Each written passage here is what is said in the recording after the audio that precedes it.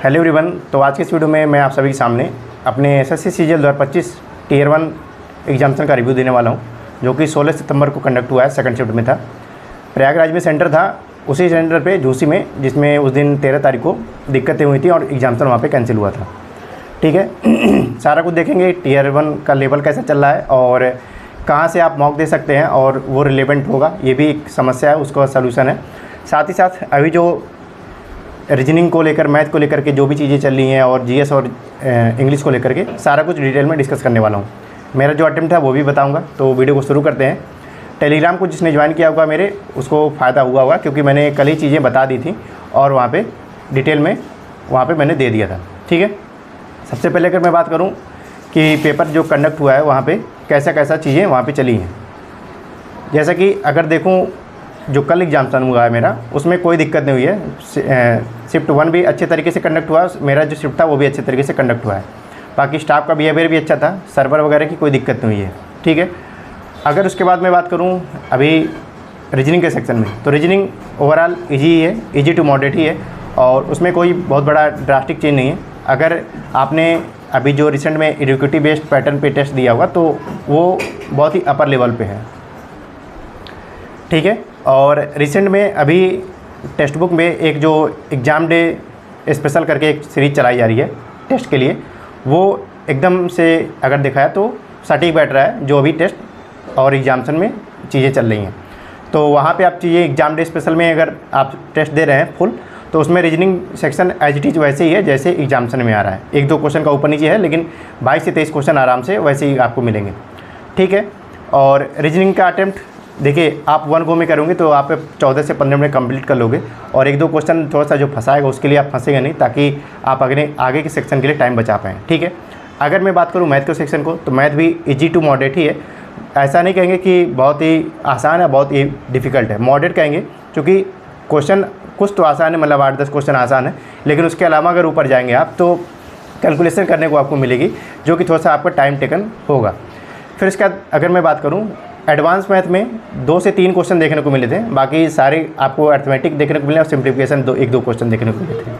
बाकी टॉपिक जो था मैं टेलीग्राम पे दिया हूँ, वहाँ पे आप देख लीजिएगा। अगर मैं बात करूँ इंग्लिश के सेक्शन की, तो इंग्लिश देखिए, इंग्लिश ईजी है, थोड़ी सी लेंदी है, इसलिए आपको बहुत दिक्कतें आ रही हैं। और एक चीज़ है जो अभी हम लोग दे रहे थे एग्जामिनेशन में, टेस्ट दे रहे थे, उसमें एक चीज़ ये आया था कि क्लोज टेस्ट पे हमारी हैबिट बनी थी, लेकिन जो हम लोग इस समय एग्जामिनेशन देख रहे हैं तो उसमें पैसेज मिल रहे हैं 5 क्वेश्चन के। अब क्लोज टेस्ट एक ही स्क्रीन में दिख जाता है, वो भी आधी स्क्रीन में दिख जाता है, लेकिन जो पैसेज है वो आपका एक स्क्रीन के साथ साथ 1.5 स्क्रीन भी कवर कर ले रहा है, तो वहाँ पे पढ़ने में और उसको सॉल्व करने में दिक्कतें आ रही हैं। बाकी वॉइस नरेशन सब कुछ चीज़ें आ रही हैं, वो भी टेलीग्राम पे मैंने दिया है। वोकैब जो है कुछ नई है, कुछ पुरानी है, तो आप एलिमिनेशन अगर आपको आता है तो आप उसको आराम से टैकल कर लेंगे। बाकी ईजी टू मॉडरेट ही है। और उसके बाद अगर मैं बात करूँ जीएस की, जीएस जो है अनएक्सपेक्टेड है। हालांकि कल के शिफ्ट में जो है जो स्टेटमेंट बेस्ड क्वेश्चन थे वो 3 से 4 ही क्वेश्चन थे, लेकिन जो वो भी थे, अगर आपको कुछ चीज़ें पता है तो वहाँ से आप उसको कर सकते हैं। लेकिन जो 1 लाइनर क्वेश्चन टाइप के दिख रहे थे वो ऐसे नहीं थे कि आप अगर फैक्चुअल पढ़ के गए हैं तो आपको हो जाएगा।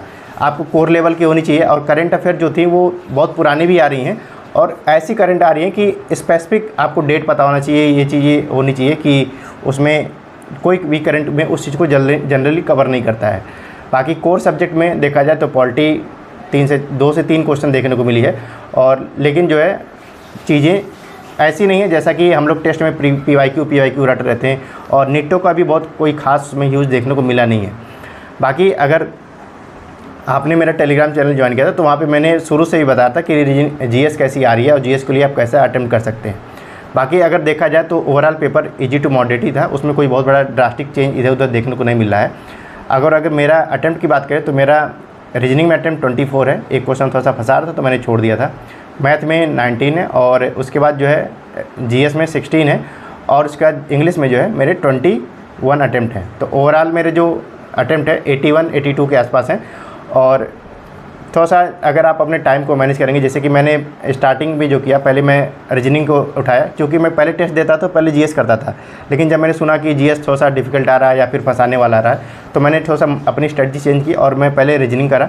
15 से 16 मिनट में रीजनिंग कंप्लीट हो जा रही है आराम से। अगर आप थोड़ा सा टाइम भी ले रहे हो तो भी वो भी आराम से कंप्लीट हो जा रही है। उसके बाद अगर मैं बात करूँ, मैं सीधे फिर चला गया जीएस में, और जीएस में मैंने सेट करके रखा था कि 8 से 10 ही मिनट देना है, अगर कितना भी डिफ़िकल्ट पेपर आ रहा हो, जो आ रहा है, और जो एलिमिनेशन वगैरह करना होगा उस वहाँ करके फिर आगे। फिर इसके बाद 1 गो में मैं पहले मैथ किया, मैथ में उसके बाद जो भी चीज़ें बनी, उसके बाद मैथ छोड़ के आगे बढ़ गया। तो 1 गो में 14 से 15 क्वेश्चन आराम से बन जा रहे थे। फिर मैं चला गया इंग्लिश के सेक्शन पे, इंग्लिश में मैंने पूरा करा, ठीक है। फिर इसके बाद रीजनिंग में तो वापस नहीं आना था, जीएस में भी मुझे वापस नहीं आना था, बचा था मैथ में। तो मैंने जो टाइम बचा था, इसे माने मेरे पास 20 मिनट बचा हुआ था, लेकिन फिर मैंने इंग्लिश को कंप्लीट किया। इंग्लिश को कंप्लीट करने के बाद जो टाइम मेरे पास बचे उसमें मैं मैथ में आया। तो मैथ में कम से कम 3 से 4 क्वेश्चन ऐसे थे जो आगे बढ़े, तो मतलब कुल मिला के 19 वहाँ पर मैंने करा। तो ये चीज़ें थी।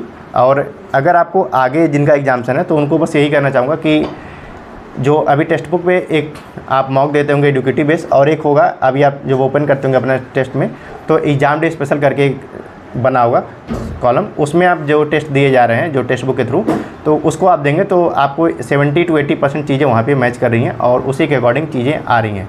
तो बहुत परेशान होने की आवश्यकता नहीं है। लेकिन अभी जो इक्वी परसेंटाइल बेस पे जो भी नॉर्मलाइजेशन होने वाला है वो जनरली बैंकिंग में यूज होता है, और उसमें मैक्सिमम चांस यही होता है कि आपके नंबर डिक्रीज ही होते हैं। तो ये तो कंफर्म है कि आपका जो अभी सीजीएल 2025 का कट ऑफ है वो डाउन ही जाएगा, अगर सब कुछ चीज़ें वैसी ही चलेंगी जैसा कि हम लोग एक्सपेक्ट कर रहे हैं। लेकिन अगर कुछ इधर उधर हुआ तो ये मान के चलिए कि कट ऑफ जो है क्या जाएगा, ये इसका कोई आइडिया नहीं है। लेकिन ये है कि मान के चलिए कि जो पुराना पैटर्न था नॉर्मलाइजेशन का, उसमें मैक्सिमम चांस ये होता था कि नंबर आपके इंक्रीज ही होते थे। लेकिन अब जो चांस है, जो अभी इक्वी परसेंटाइल मेथड है, उसमें मैक्सिमम चांस यही है कि आपके नंबर डिक्रीज ही होंगे।